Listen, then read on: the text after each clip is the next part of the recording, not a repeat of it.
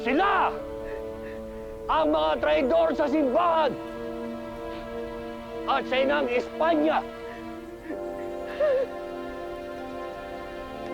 Wala akong kasalanan!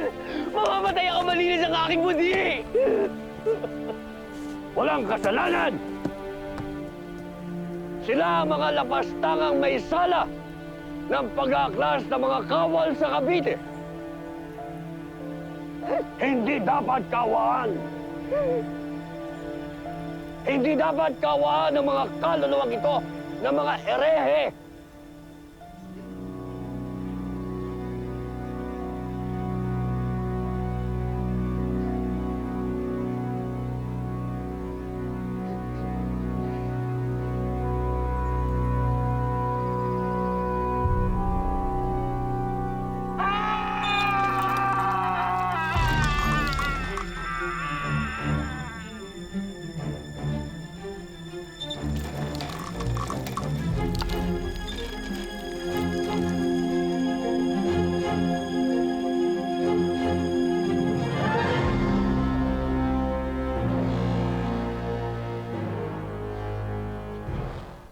Naiintindihan kita. Alam kong gusto mong lumaban dahil sa kawalan ng hustisya, pangangapi dito sa akin.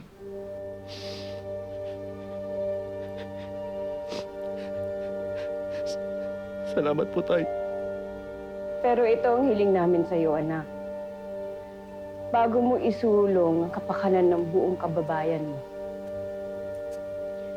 alalahanin mo muna ang sinapit nila Padre Gomez, Burgos at Zamora.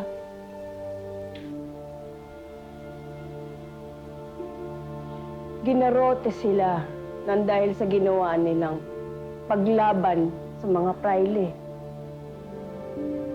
Mga praile?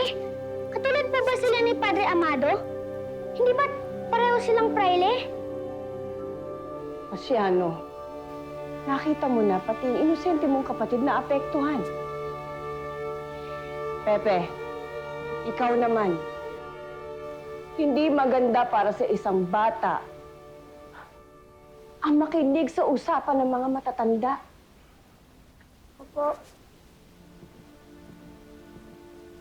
Pasiano, ihatid muna si Pepe sa kwarto niya. Sandre.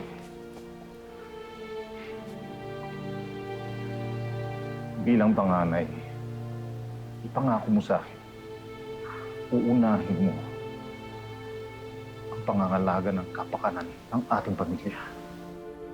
Naiintindihan mo naman kami, anak.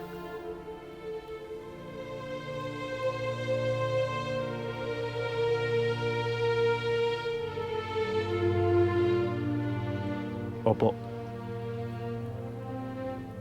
Responsibilidad ko ang pamilyang ito.